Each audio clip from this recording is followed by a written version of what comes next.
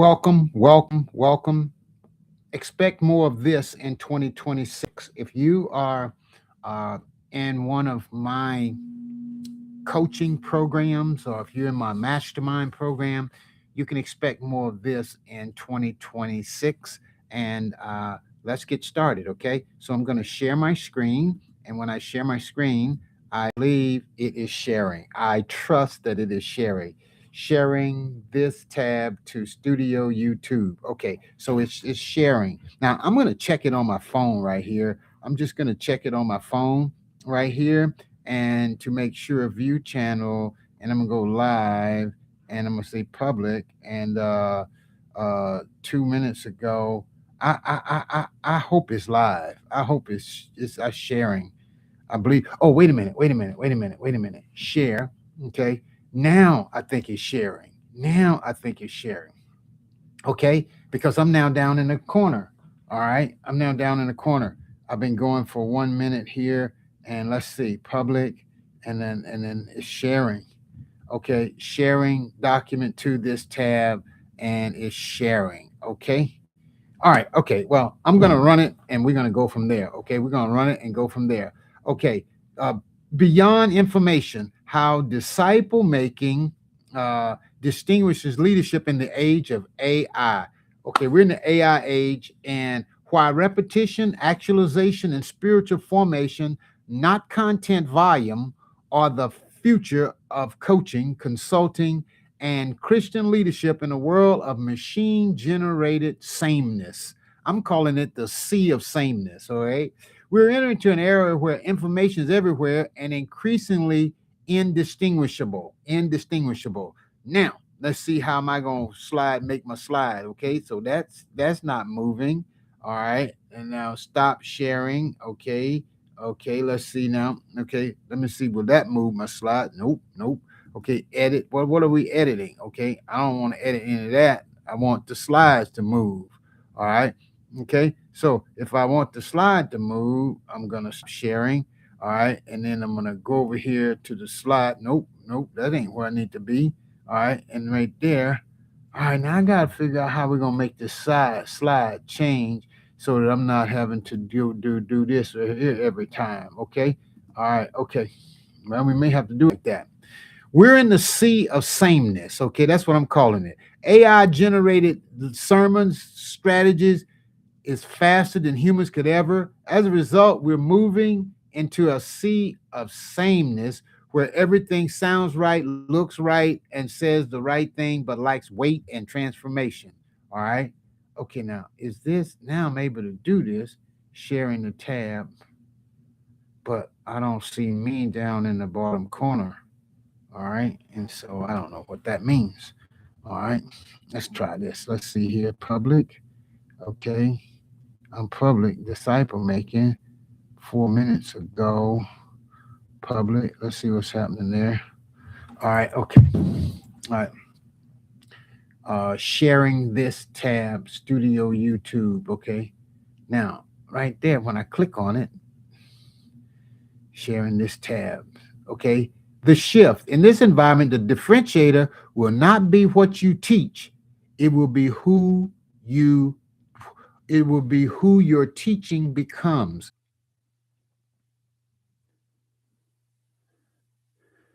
All right. So we've reconnected here. We've reconnected here. And I'm going to continue to go live. Okay. I'm going to continue to do this. Okay. All right. What matters? The model. The teaching model is of the rabbi, the disciples, and the crowd shows us something AI can never replicate. Okay? AI can never replicate. The truth repeated, internalized, and lived until the learner becomes a representation of what he taught. Application for coaches, consultants, mentors, and content creators. This is the path forward in the age of AI. Not more content, not more speed, but formation. The goal is actualization or embodiment, not memorization is the goal. Okay. What follows? What follows is not just a lesson. This is a model of human multiplication, spiritual reproduction, and leadership that endures long after the fads. All right. Now, The expectation of the rabbi, the disciples, and the crowd. That's what this teaching is all about. Matthew 5, 1 and 2. Matthew 5, 1 and 2. All right. I believe that this should be clicked like that. I believe that's what that's supposed to be like. Matthew 5, 1 and 2. The expectation of the rabbi, the crowd, and disciples. Okay. When Jesus saw the crowd, he went up onto the mountain. He went onto the mountain, and after he sat down, his disciples came to him. He opened his mouth and began to teach. Okay, he opened his mouth and began to teach. Opened his mouth and began saying. Okay, that is very important in the Hebrew culture. Okay, when Jesus saw the crowd, he went up on the mountain. He sat down, and his disciples came unto him, and he began to teach them, saying. Okay, now when we look at this particular passage here, we're going to see that there are three characters in this particular text: the rabbi, the disciple, and the crowds. The rabbi, the disciple, and the crowds. Okay. Now, here's the deal: the rabbi had an expectation of the disciples, and the disciples had an expectation of the rabbi. Now, I want you to look at this in that particular context as a coach or a consultant. You got an expectation of your clients and or your students, and they have an expectation of you. But look at here. The rabbi had an expectation of the disciples. Okay, we want to say it again. The rabbi had an expectation of the disciples had an expectation of the rabbi, and the crowd had an expectation of the rabbi's disciples. You see how that worked? So all of them had expectations. When we live our life today, people got expectations. They're expecting something out of whatever is going on. They're expecting. Now, I want you to look at what our title is expect more of this in 2026. Now, look at this expectation. What was the expectation?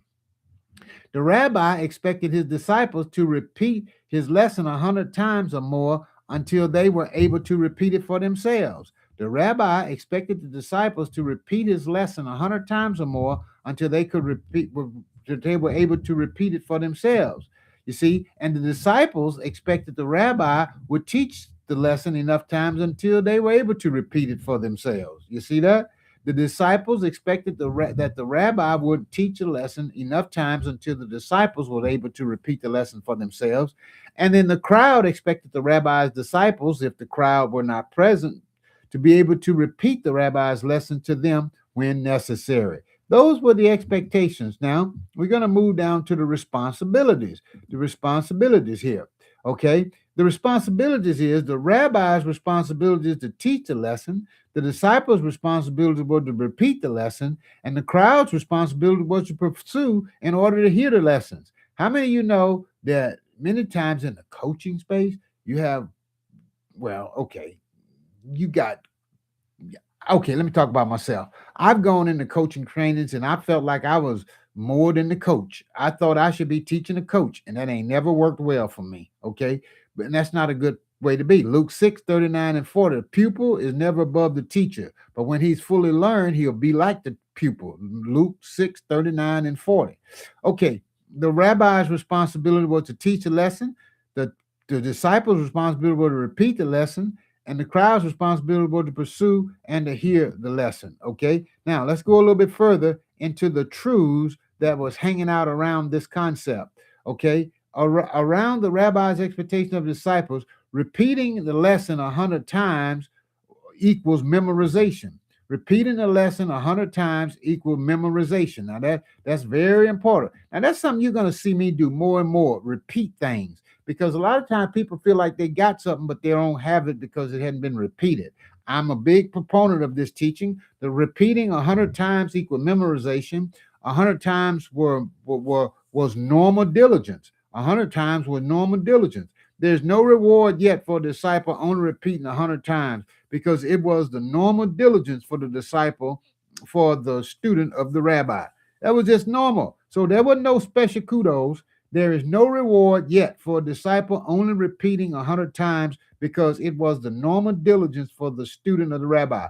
What I'm doing right now is reteaching what my rabbi, our teacher, my pastor, K.U.C. Donald, taught us this morning. I am reteaching it because that's what we're supposed to do. Reteach it and teach it to somebody else. And therefore, I'm teaching it to you right here on this YouTube channel. Those of you who want to come by and watch it and listen and learn, you'll be smart. Those of you who are in my coaching programs, products, and services, you'll be smart, because you'll understand my philosophy behind how I'm doing this. Truth number two, repeating 100 times plus equal internalization. So now what we got here, write this down: memorization, internalization, and I like to say actualization, or another word that the rabbi uses, embodiment. Embodiment. Okay. Now, repeating 100 times, let me get that all on the screen right there. Let me bring it up. Okay. Repeating. All right. Repeating, okay, that's live streaming. Repeating 100 times plus equals internalization. Internalization is to take it and make it part of my thinking, my belief, my attitude, and my faithfulness. Internalizing it makes it a habit. This is still not the goal, but an accomplishment along the way. Internalization increases our towing capacity, how much the Father can load on us and how much we can carry. We have to increase our capacity of what we can bear. That's truth number two. Truth number two. Okay. Now we're going to go on to truth number three. Truth number three. Okay. I'm reteaching what was taught to me this morning in our disciple making class. Truth number three. Now, those of you who come in and you want something fast and quick, you're in the wrong group. You got the wrong group. You got to go find somebody else to help you. But if you want something that's steady, if you want something that's solid, if you want something that's scriptural based, then you're in the right community. All right. Repeating beyond a habit equal embodiment.